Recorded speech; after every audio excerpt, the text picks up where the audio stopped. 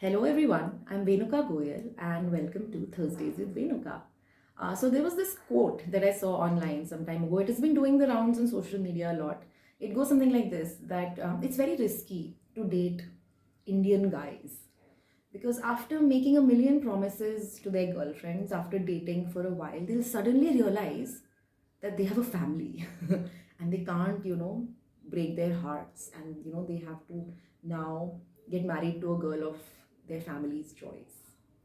And yeah, it's actually quite funny. I've seen multiple people who actually sometimes use their families as an excuse to break up, and I've seen guys do this, and I've seen girls also do this. I mean, sometimes people will date someone, but they're not quite ready to get married to that person, at least not yet.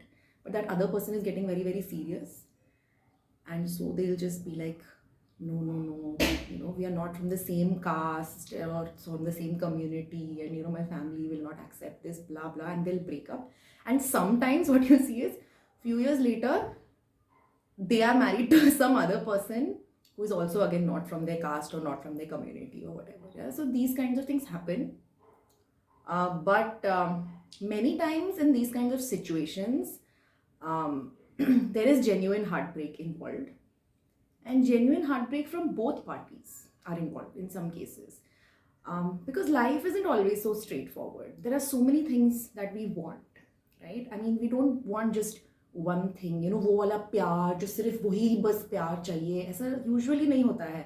Usually you have some ambitions, that you want a certain career, you have some dreams, that I want this kind of a house, or I want to live in this kind of a city, or I want to have a big car, or I want to rise to this position in my company, or then there are dreams. If you find someone, I want this kind of a spouse sometime in the future, and you may find someone you fall in love with, so there is this dream of building a life with them, right? There's so many dreams, there are ambitions, but then sometimes there are also responsibilities.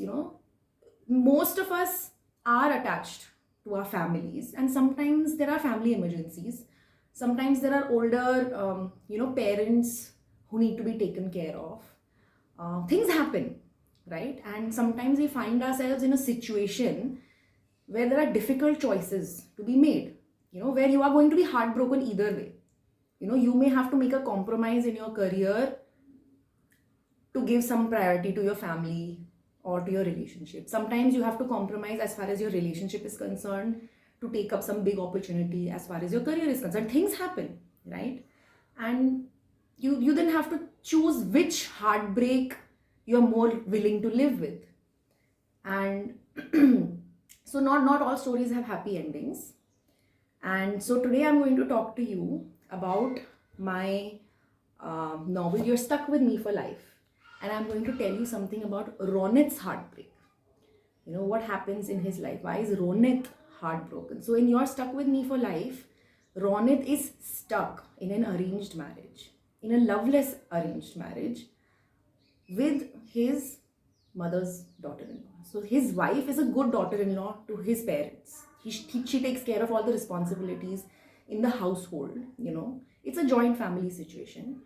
But he always keeps wondering what it would have been like to be married to someone he was in love with, because he was in love with someone and he wanted to get married to that person, but it didn't work out, and now he's stuck in this arranged marriage.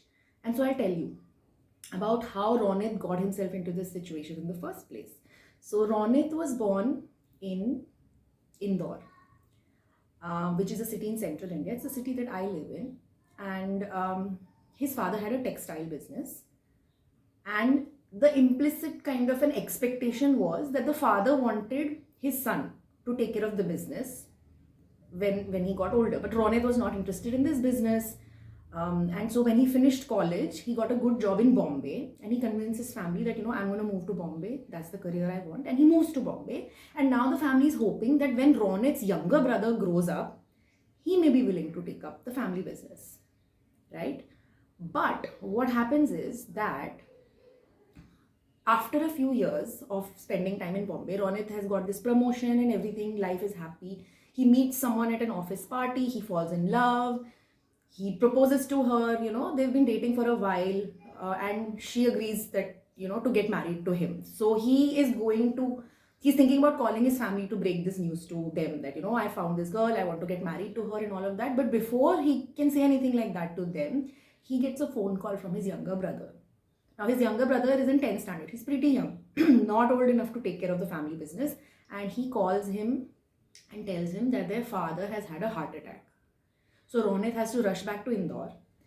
His father survives the heart attack, but his health is deteriorating and he needs some medical procedures and all of that. He's basically in a condition where he cannot single-handedly take care of the family business.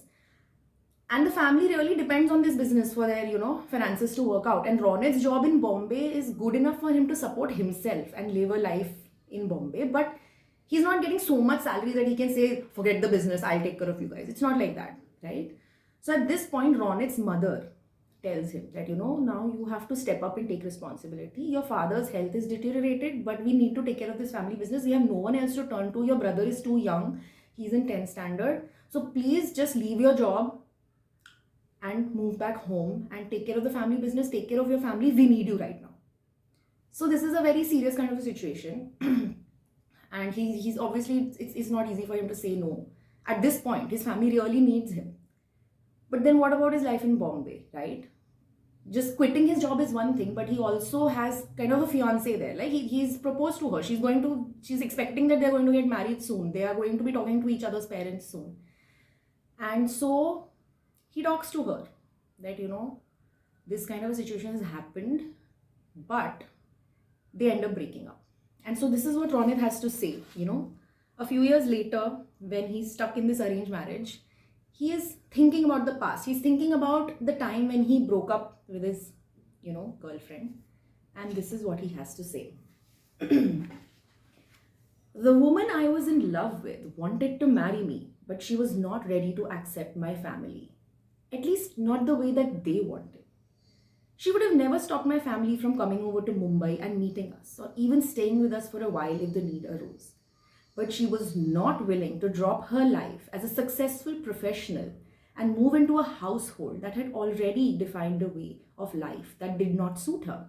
She was not willing to move to a city where she would never get the kind of job opportunities that she wanted. She was not willing to change her plans about her life just because I chose to change my plans about my life. I was angry at first. How could she not support me in my time of need? How could she not see that there was no way I could abandon my family when they needed me like this? I questioned her love for me, but then she questioned my love for her. She assured me of her support. She would wait for me to come back to Mumbai for as long as I wanted her to. She would visit me in Indore as frequently as her work allowed her to. But she asked me how I could expect her to change so much. She asked me how I could expect her to abandon her dreams and her career. If she changed so much, would she still remain the same person I fell in love with? There was no arguing with that. I loved her just the way she was. She was perfect. But my life wasn't. And I didn't know if I would ever move back to Mumbai again. And that was it. That's where it ended. My love story with the woman of my dreams.